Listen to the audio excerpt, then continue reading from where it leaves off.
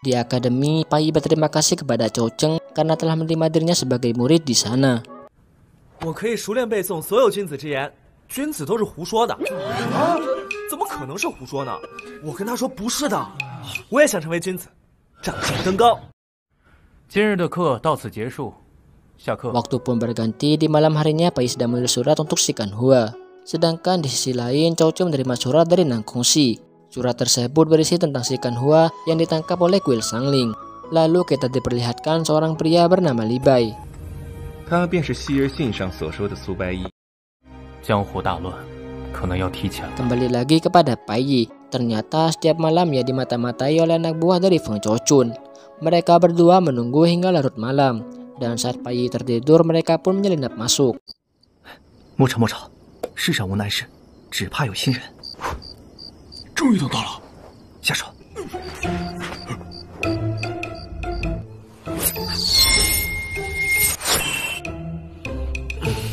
Ternyata Pai Yi hanya berpura-pura sedang tertidur. Pai Yi berkata jika dirinya sudah tidak tidur selama bertahun-tahun. Namun tanpa diduga jarum yang Pai Yi pegang mengandung obat bius. 你完蛋！把他抬走。 Singkat cerita, Pai Yi pun dibawa ke kamar Feng Chouchun. Namun tak lama kemudian Pai Yi terbangun dan terlihat seperti sedang kerasukan. Dan anehnya lagi, tiba-tiba Pai Yi menjadi sangat kuat. Bahkan Feng Chouchun sendiri dibuat kewalahan.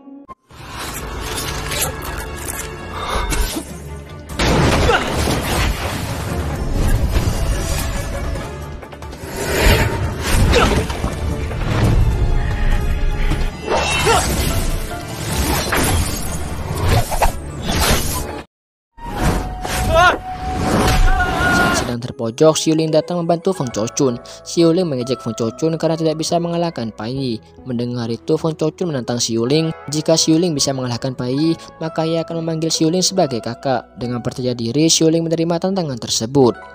你试试，若是你能胜过他。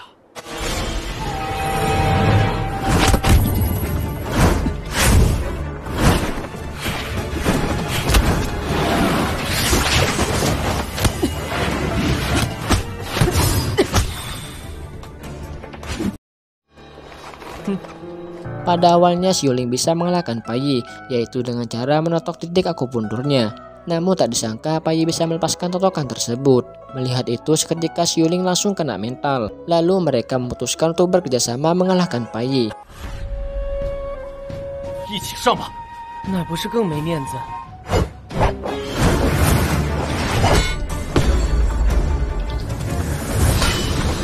大风刀法。 不愧是老大！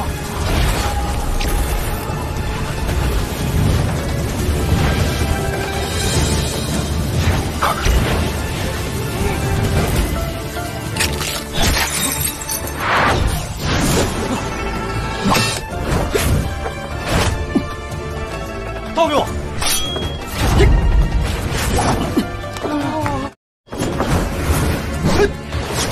Meskipun telah bekerja sama, namun mereka belum juga bisa mengalahkan Pai Yi. Bahkan Pai Yi sendiri bisa meniru jurus-jurus mereka.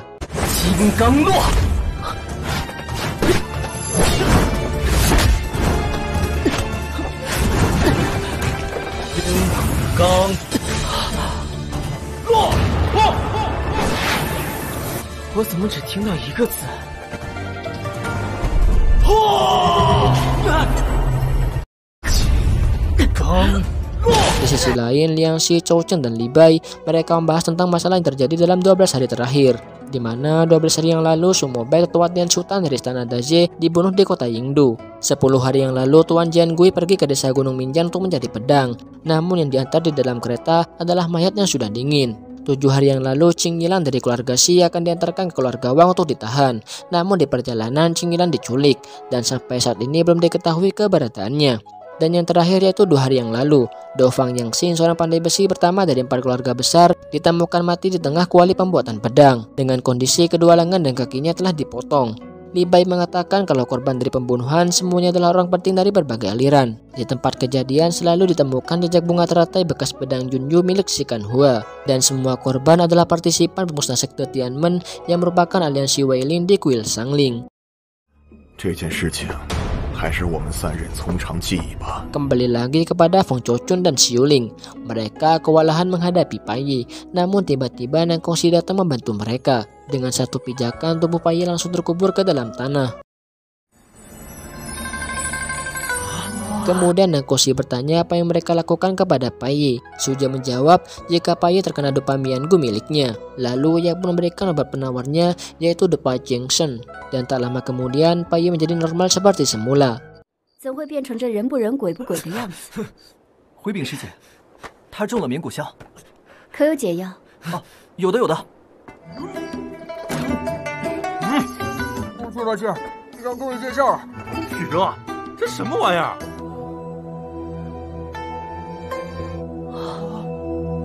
姑娘你好美啊！调戏师姐，胆子真大。放我出来啊！ 你们竟敢坑我！ Sebelum pergi, Nang Kongxi mengajak Xiuling untuk melihat kondisi Qing Nilang di kota Jingzhou, karena Qing Nilang sedang berobat di tempat keluarga Chen. 听师姐安排。 Singkat cerita, Nang Kongxi dan yang lainnya termasuk Pai Yi akan turun gunung. Mereka ingin mencari kebenaran tentang pembunuhan orang-orang penting dari berbagai aliran. Namun di perjalanan mereka dihadang oleh Chou Cheng. Saat diperiksa ternyata Nang Kongxi dan yang lainnya tidak ada di dalam kereta.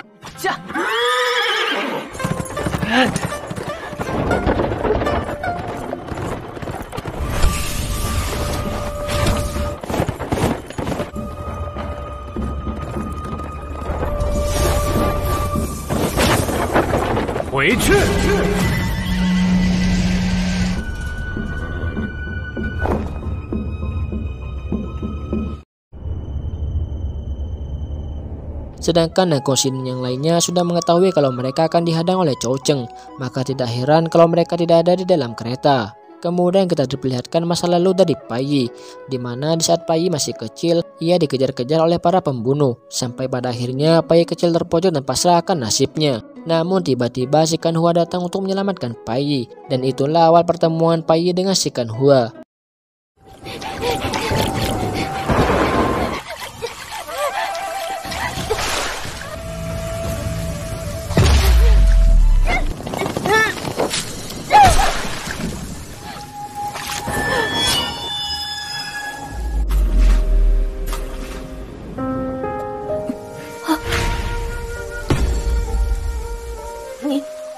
你是谁？我暂时还叫谢看花，和我一样适合用剑。你替我举伞。 Di sini terungkap kalau nama asli Pai Yi adalah Chen Sancai, sedangkan namanya yang sekarang yaitu Su Pai Yi adalah pemberian dari Si Kanhua. 师傅给你唱首歌吧。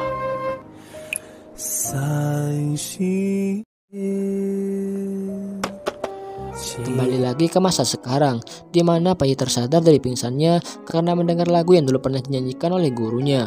Tak lama kemudian, Feng Chouchun dan Xiuling datang menghampiri mereka. Feng Chouchun berkata jika ia akan membuat perhitungan dengan Pai Yi. Di sini Pai Yi kebingungan maksud dari perkataan Feng Chouchun, karena sampai sekarang ia belum mengetahui kalau dirinya pernah menghajar Feng Chouchun dan Xiuling. 我的脚现在还……这里的骨头可能断了几根。 Lalu Pai Yi menjelaskan jika gurunya mengajarkan sebuah ilmu, di mana ia bisa masuki kondisi tidak aktif setiap tengah malam. Tujuannya agar bisa menjaga pikiran tetap beristirahat. Dan gurunya mengatakan jika Pai Yi mengidap sebuah penyakit, namun di sini tidak diberitahukan penyakit yang Pai Yi alami. 要找名医来治。 Singkat cerita, mereka pun tiba di kota Bafang. Lalu Nang Kongxi menjelaskan alasan dirinya membawa Pai Yi turun gunung, yaitu untuk mencari tahu kebenaran tentang pembunuhan orang-orang penting dari berbagai aliran. Karena di tempat kejadian selalu ditemukan jejak bunga teratai bekas pedang Junyu milik Si Kanhua. Mendengar itu, Pai Yi pun terkejut karena selama ini pedang Junyu selalu ada bersamanya. 君羽剑在我这儿，不可能啊！ Lalu mereka pun tiba di Diefeng. Diefeng merupakan badan intelijen dari perguruan. Mereka mengumpulkan semua informasi yang ada di seluruh dunia.